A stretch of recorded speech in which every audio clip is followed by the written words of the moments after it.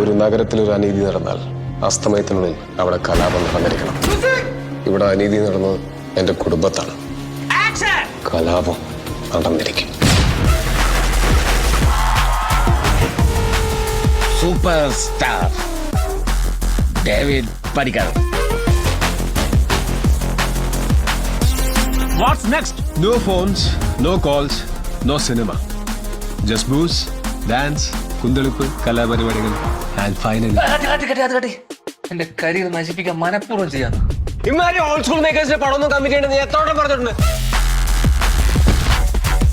Recent 2-3 പടം പൊട്ടികളും മാറ്റി നിർത്തിയ ഒന്നുമില്ല. ഞാൻ ഒരു സൂപ്പർ സ്റ്റാർ അല്ലേ?